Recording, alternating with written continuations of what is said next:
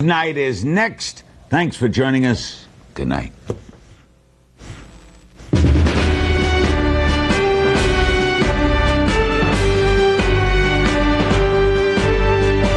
Good evening. I'm Darren Kagan in for Aaron Brown tonight. It is the kind of scene that the U.S. might welcome. People oppressed at the hands of a brutal leader who's been accused of war crimes for stirring up deadly trouble with neighboring countries. People waving American flags and yelling out, "We want Bush." The U.S. might welcome that kind of outpouring if we were talking about grateful Iraqis. But we're talking about desperate Liberians exhausted by civil war. Their pleas and others from around the world have left the U.S. with an extremely difficult decision of whether to risk American lives in another dangerous military operation.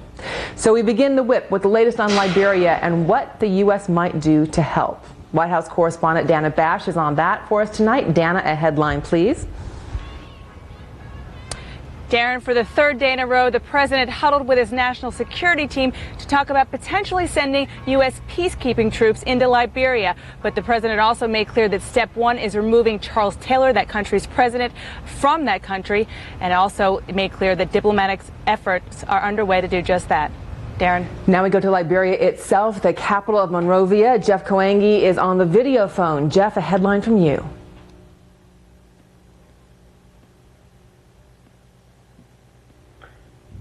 Darren, to leave or not to leave? An ultimatum issued Thursday by the U.S. Department says President Charles Taylor of Liberia must leave town in 48 hours. Darren. And there's another tactic in the hunt for Saddam Hussein, the promise of a very big reward. Senior Pentagon correspondent Jamie McIntyre is on that tonight. Jamie, your headline, please.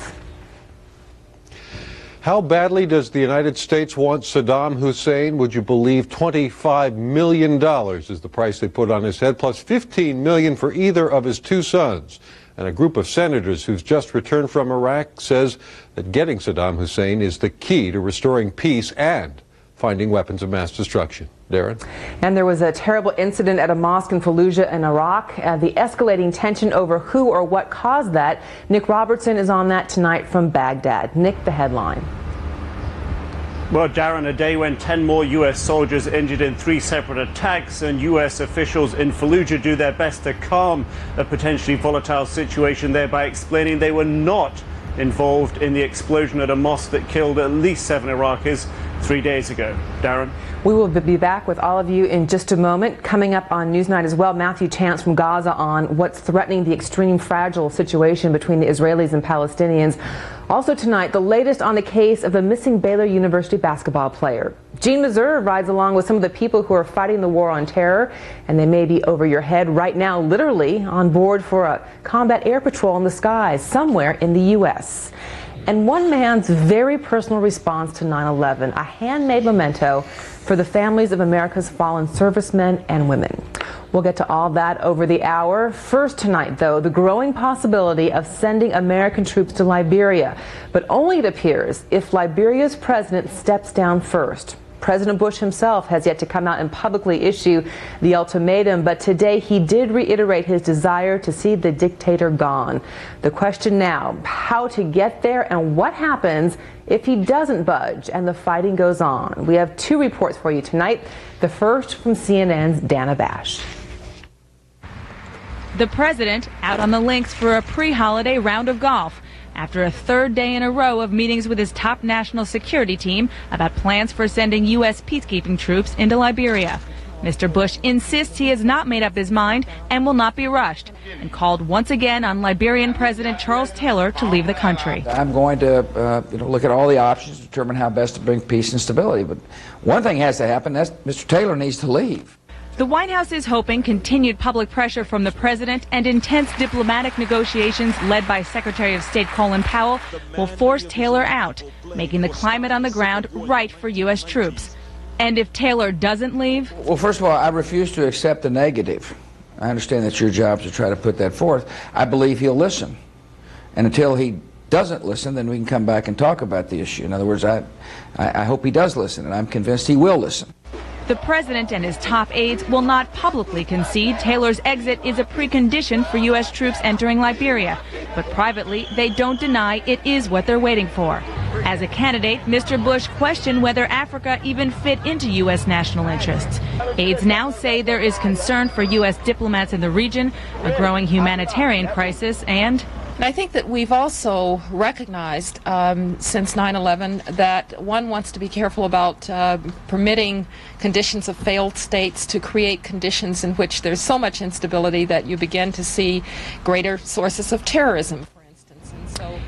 And the president said that the U.S. has a unique relationship with Liberia. That country was settled more than 150 years ago by former U.S. slaves, and that relationship raises expectations for potential U.S. military involvement there, and those expectations are heightened on the eve of President Bush's first trip to Africa. Darren? And Dana, let's talk a little bit about that trip. 5 countries in 5 days, a whirlwind trip. And yet, Mr. Bush and Africa, a lot of people really don't see the connection there. This certainly wasn't something that was on the top of his list as he was a candidate. Well, actually, the president was planning on going to Africa in January. That trip was canceled because it was during the lead up to the war with Iraq. But what the White House is making clear, and the president himself is actually making clear, is that what they want to do with this trip is make sure that the world sees that the U.S. isn't just about war. He said actually in an interview earlier today that people around the world equate the word war with America. So they're hoping that this trip helps to show the softer side of U.S. foreign policy. You can expect to hear the president talking about his $15 billion initiative to help countries in Africa, with their AIDS problem. That is something you will hear the president talking a lot about during those 5 days. And CNN will be covering that. Dana Bash at the White House. Dana, thank you for that. Let's move on now to Monrovia and the situation right now as Liberians wait for an answer, many of them hoping the answer will be yes. We have already seen jubilation at the mere rumor that Americans are coming back.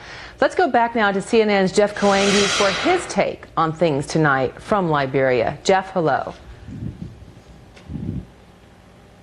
I can tell you, Darren, that there's a lot of excitement in the air right now, a feeling of almost euphoria. Liberians do want the Americans in. They do want peacekeepers in. They want law and order restored in the streets of the capital. There's been so many years of struggling, so many years of war, so many child soldiers and militants and rebels out there with guns.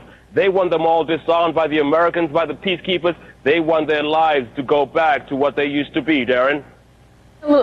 Jeff, tell me a little bit about this ultimatum that was issued today. 48 hours for President Charles Taylor to get out of town.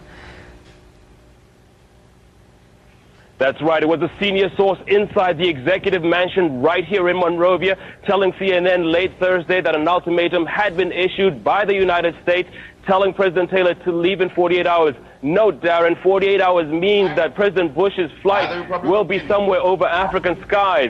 It is hoped by many here that by the time President Bush touches down on African soil, that President Taylor will have either been out of office or, better yet, will have left town, Darren. And if he does leave the country, where would he go? Are there any offers out there for him, Jeff?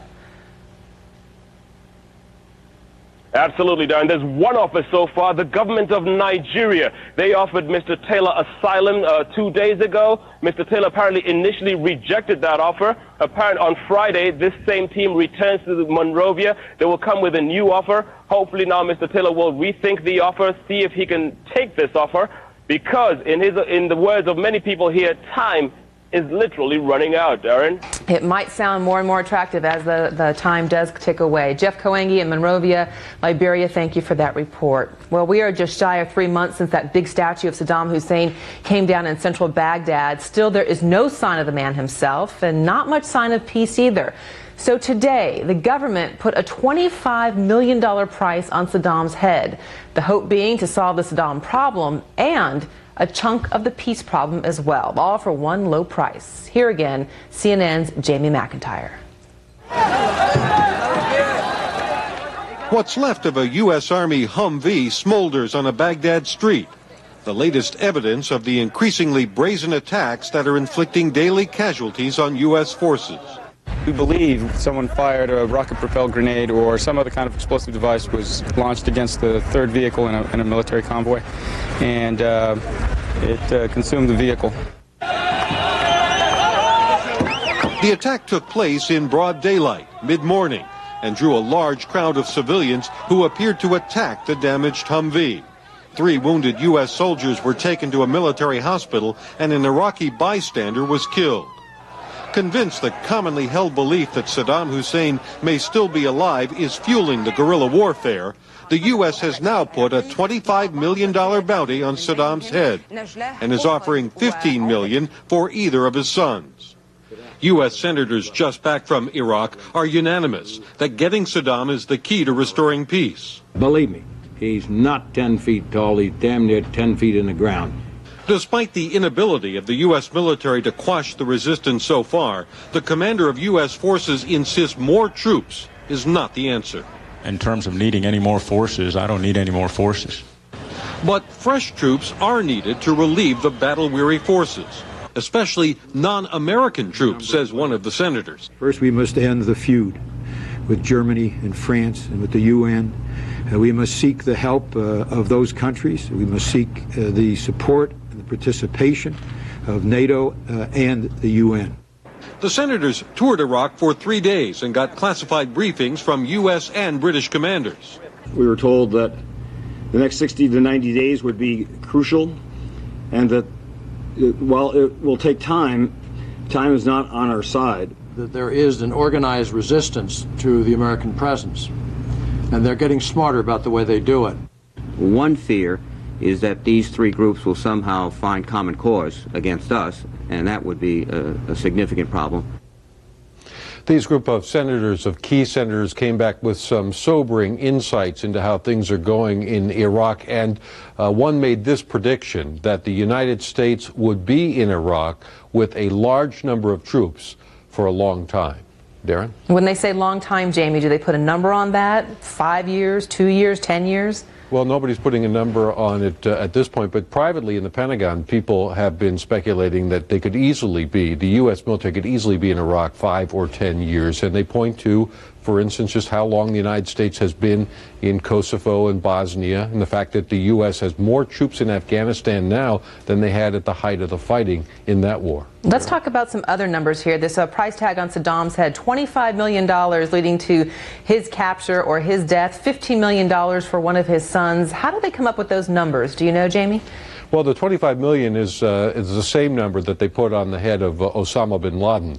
And it's a little bit more complicated than that if you were going to try to collect the reward, because the United States has to judge how much of a role your information played in either tracking down Saddam Hussein or proving that he was dead. So you don't automatically get $25 million.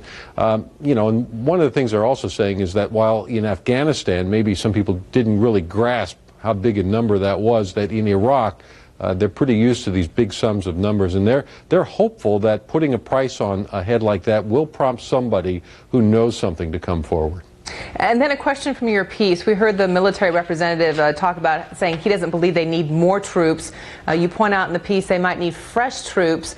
But is that the pervasive feeling at the Pentagon, that really they don't need more troops, or is it that they don't have more troops given how stretched the U.S. military is around the world? Well, there aren't a lot of fresh troops to send, and what they're hoping to send is troops that will rotate with the troops there. The 3rd Infantry Division, some of those troops have already been told they will be coming home. A couple of other brigades of the 3rd Infantry are waiting to hear. General Abizaid, who takes over as the U.S. Central Commander on Monday, will make a recommendation. The thinking is probably the number will stay about the same, but they'll be able to give the troops there a much clearer idea of when they're going home. And a lot of them say they could take it going through without the uncertainty of when they were going home. If they actually knew when their end date was, it would make it a lot easier to get through the mission. Understandable. Jamie McIntyre at the Pentagon, thank you for that report tonight. Well, it certainly goes without saying that the trouble that Americans are having can't be laid solely at the feet of Saddam Hussein, dead or alive. Iraq is seething with resentment and religious intrigue. It may also be teeming with foreign mujahideen and is certainly packed to the rafters with weapons. So when a mosque blew up in Fallujah earlier this week, fingers were pointed and voices were raised. Things have not cooled off much since then. Our Nick Robertson visited the mosque and filed this report. Hard at work, labourers are already rebuilding the Al Hassan Mosque compound. At least 7 people died here, including the mosque's religious leader, in an explosion late Monday that many blame on the US. The Americans, with God's grace, will see death here. We have to avenge our martyred brothers. The wall structure, block walls, were not reinforced. Rhetoric U.S. officials are working hard to diffuse, explaining their investigation results to journalists. It's not consistent with a typical missile, rocket, or artillery strike by the U.S. The damage, consistent, they say, with an explosion inside the building that blew out the walls, collapsing the roof. Reasoning apparently accepted by community leaders who are still awaiting their own investigation results. It does not occur in our minds that coalition forces attacked the mosque or any other mosque. U.S. foot patrols speak to troubled times, but not open hostility from the town's residents. Troubling, however, for the U.S. officers here, that on the day they try hard to diffuse tensions in the town through conciliatory talks, U.S. Central Command blames a bomb-making class inside the mosque compound for the explosion. CENTCOM station is addressing a particular audience. My particular target is working hand in hand with the mayor for his execution of the investigation. Back at the Al Hassan Mosque, the boundary wall is now repaired, and the new religious leader, when asked if he'll preach tolerance, replies, "I apologize, but I won't answer this question." Now, the officers there in Fallujah tell us that they don't believe getting their message across is going to be particularly easy. They also don't expect everyone to believe everything that they tell them. But they do say unless they get that good level of understanding, their work inside Fallujah is just going to be made that much harder, Darren. And Nick, I'm interested in this forensic team that the Americans say that they're sending in. It would seem to me no matter what they find, as you were mentioning, credibility is going to be a huge problem for them, even if they get to the truth of what happened at that mosque. The closer you are to the mosque in Fallujah, the more hardline the view is, if you will. And if you move away perhaps a couple of miles, then there are people there that are willing to believe perhaps that it wasn't the United States that was involved, perhaps it wasn't the imam, the religious leader in the mosque, that wasn't responsible for the explosion, but perhaps a third party, they say. But the views around that mosque where this incident happened, where those people died, they came from that community very close to the mosque, the views there are very set, and particularly the preachers there now say that they will not be preaching a message of tolerance to the people. So the views there are going to be very, very difficult to change right at this time, Darren. Nick Robertson reporting to us tonight from Iraq. Thank you for that. Newsnight continues on this Thursday, projecting American power should the U.S. be in places like Liberia. And later, one man's plan to honor America's war dead. This is Newsnight from New York.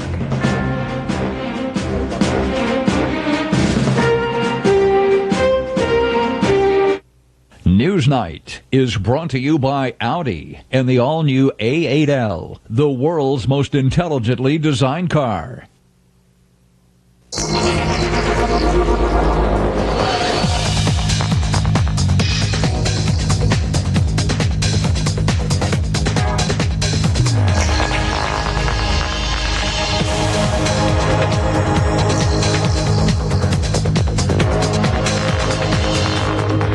All-new Audi A8L, the world's most intelligently designed car.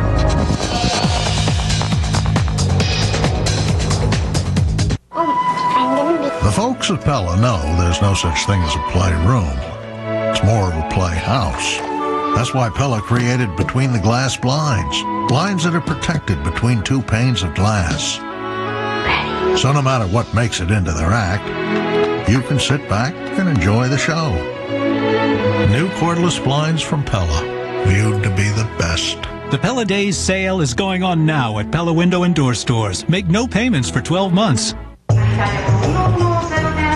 One new message. Hey Ted, big spike in sales. Make it work.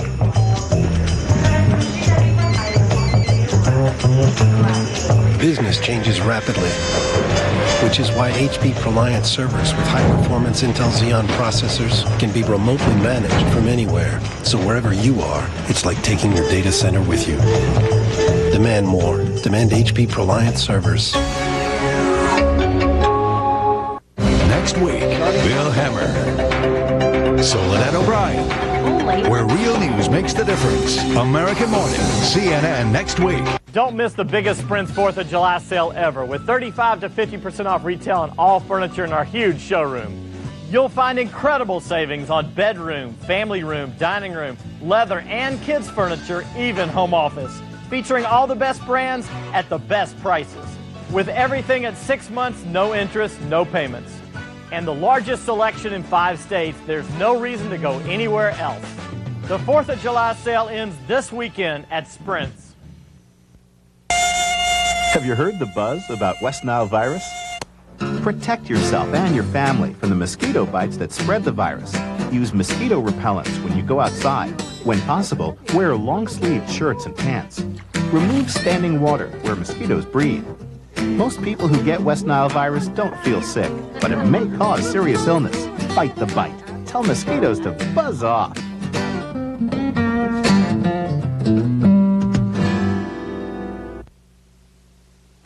CNN, the most trusted name in news.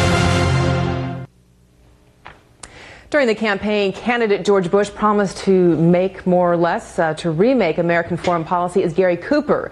The United States would be the strong, silent type, careful about foreign entanglements and humble toward the rest of the world. Well, instead, critics say the administration is building an empire, big stick, sharp elbows and all, to which CNN's Jeff Greenfield says, hey, wait a minute here. Is this really anything new? At the core of the fireworks and the celebrations is one dominant theme: how the United States forged a new nation by fighting its way free of a world empire. And even as the nation grew, buying the vast Louisiana territory, annexing Texas, wresting Cuba and the Philippines from Spain, building a mighty navy, Teddy Roosevelt's Great White Fleet, the United States has always told the world what Secretary Rumsfeld told Al Jazeera just this spring. We don't seek empires. We're not imperialistic. We never have been. Historically, that's debatable. The United States occupied Germany and Japan for years after World War II, and in just the last decade and a half, ousted governments in Panama and Haiti, went into the Balkans, now controls Afghanistan and Iraq.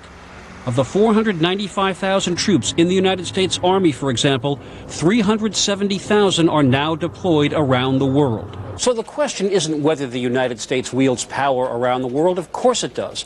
The real question is whether that power, imperial or not, is a contradiction of American values or the embodiment of them. To remove a grave threat. Again and again, before The day of your liberation. during, Iraq's liberation.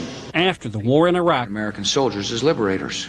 President Bush asserted that the United States was a liberator, not a conqueror. Over and over, the same president who in his campaign shunned nation building pledged to stay in Iraq for the long haul. In this view, embodied in last year's national security statement, American power is to be used not just to protect the nation from outside threats, but to support non-negotiable universal values, human rights, for example, religious tolerance.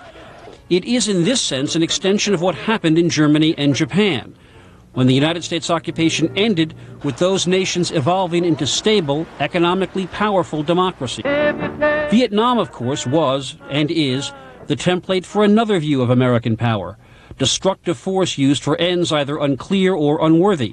And for many on the liberal left spectrum, that remains the fundamental view of American power. But it's not a simple left-right debate. Commentator and sometime candidate Pat Buchanan, for example, has long held the view that the United States has extended its reach far beyond what is prudent.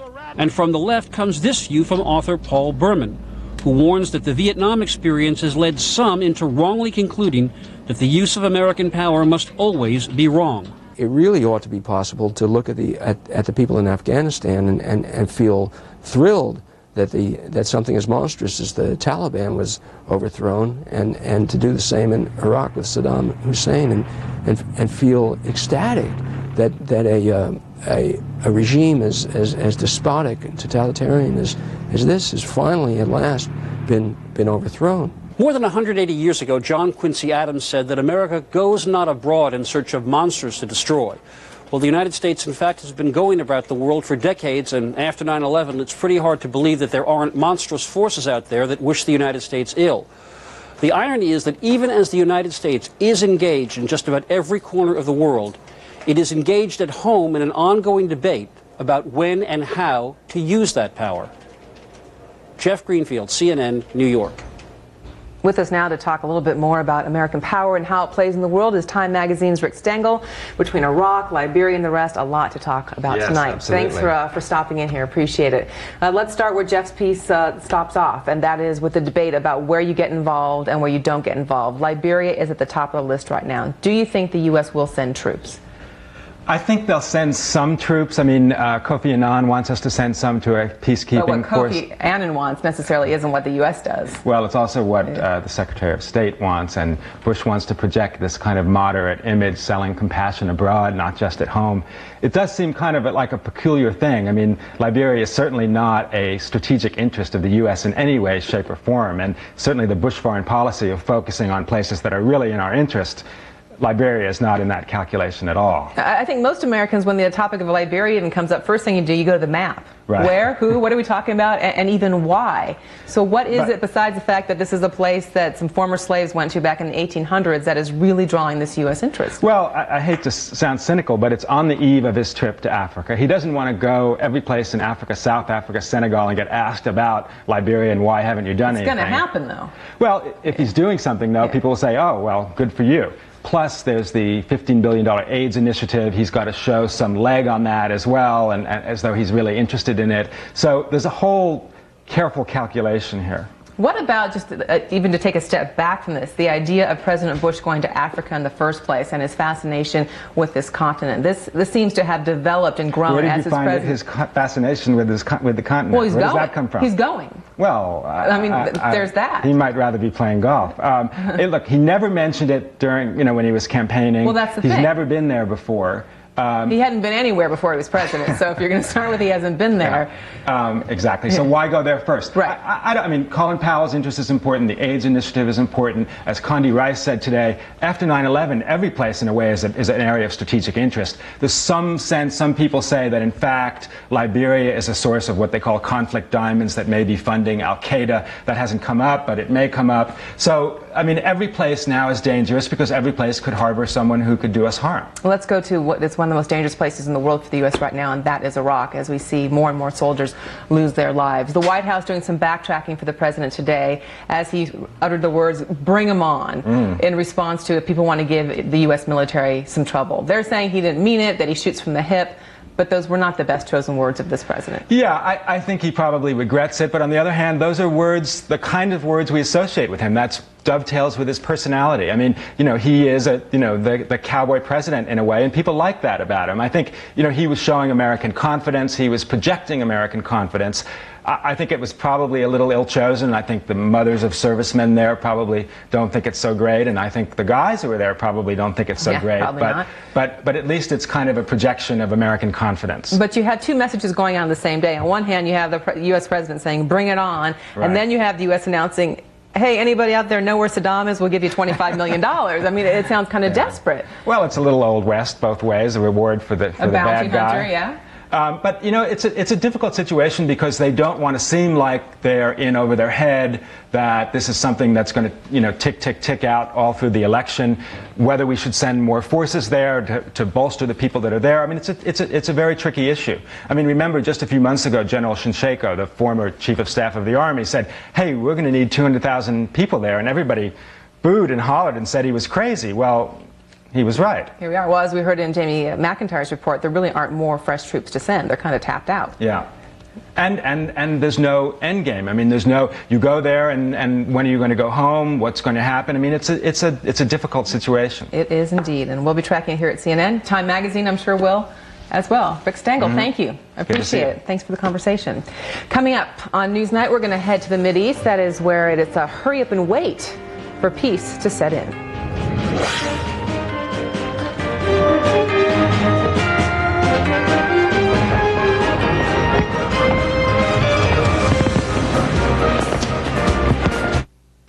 Gotta get rid of this pain fast. The The moment of choice, Tylenol or Advil? Which will work better on muscle aches? Only Advil liquid gels give you advanced, liquid-filled capsules that work faster, stronger, better than Tylenol on tough pain. Advil liquid gels rush relief where you need it. For better relief, advance to Advil.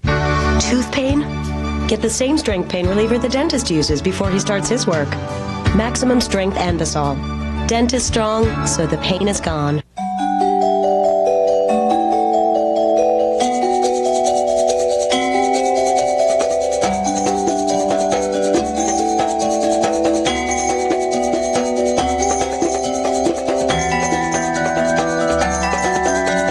Protection.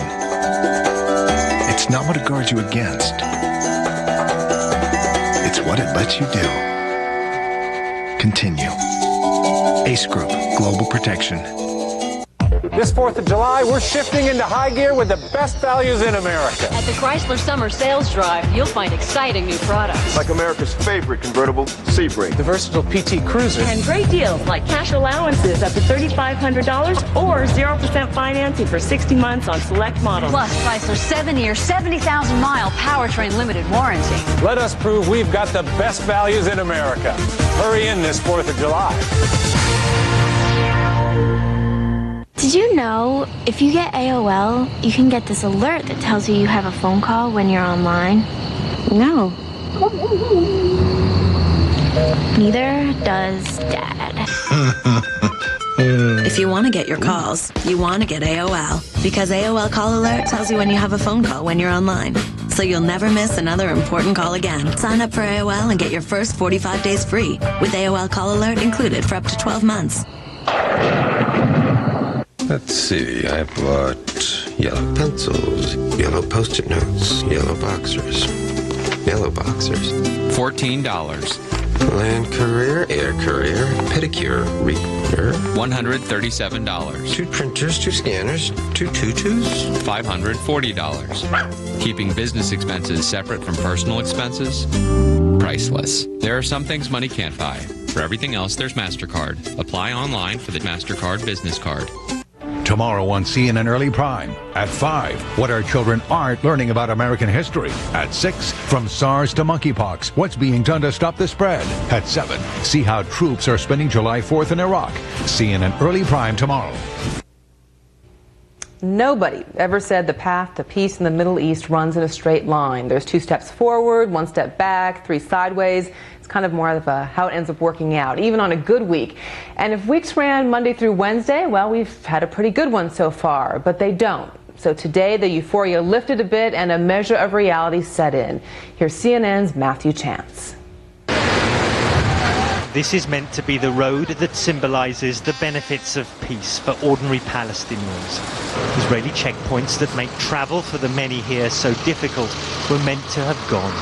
Some believed this gridlock would be forgotten. Their hopes were short-lived. This is just a show, says Bassem. They still control the whole area. As long as we can see them, it's not right, he says. Whatever happened to the Israelis last night, it's not our fault, is it, says Mohammed. So why are they back? Israel says its blockade, which has now been lifted, was in response to this rocket attack overnight on the Jewish settlement of Kfar Darom, nestled inside the Gaza Strip. A number of injuries were reported. Himself visiting Gaza, the Palestinian Prime Minister Mahmoud Abbas was quick to condemn the actions of renegade militants opposed to the current truce with Israel. These are acts of sabotage, he said, and we do not accept them. But support among Palestinians for a truce some see as one-sided may be wearing thin. In the West Bank town of Kalkilia, thousands attended the funeral of Mahmoud Shawa, a commander of the militant Al-Aqsa Martyrs Brigade, shot dead by Israeli troops during an operation to arrest militants. Al-Aqsa, which has been ambiguous towards a ceasefire all along, says it will respond. The coming days could pose more challenges for